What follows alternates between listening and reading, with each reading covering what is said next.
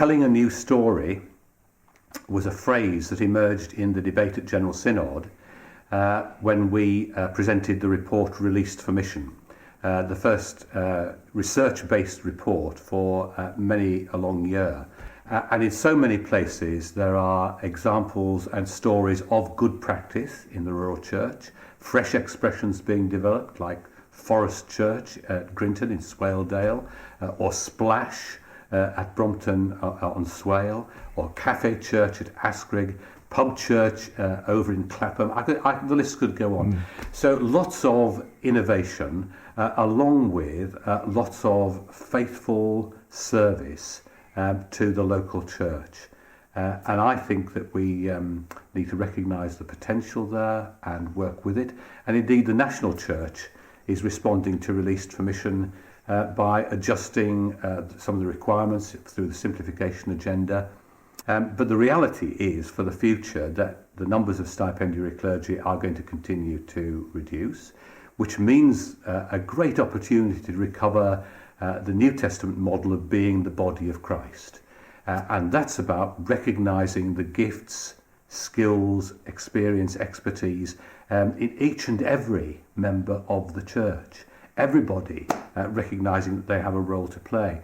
And with that recovery of that model of being the body of Christ, I have every confidence that lay people will rise to the challenge. And we will become the kind of church that the New Testament would recognise, rather than a clerically run church. So are you optimistic about the shape of the diocese now in terms of Ripon itself and the future of the Ripon Episcopal area? I'm very positive on two accounts. I'll come to the Ripon area in a moment, but from the point of view of the diocese, I think the bringing together of the different skills, gifts and experience of bishops, archdeacons and many others has been an entirely positive experience. I mean, speaking of the bishop's staff, right from the outset, it seemed to me that we gelled, worked together well. It's been a good team to be part of. And yes, the experience of Ripon and Leeds was great, but we were quite a small team. And this is a much larger team and a much greater pooling, it seems to me, of skill and talent. So that's been a great positive. And on the other side, so that's the large picture, if you like. And on the other side, being the Ripon Episcopal area has been a wonderful experience for me personally, but I also hear people saying it's great to be part of an area where there's commonality of interest.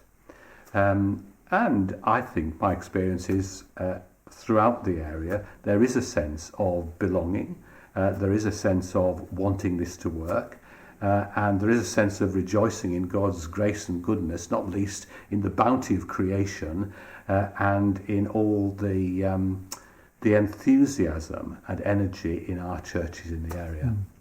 I shall miss the people of commitment and grace and hospitality, energy, vision.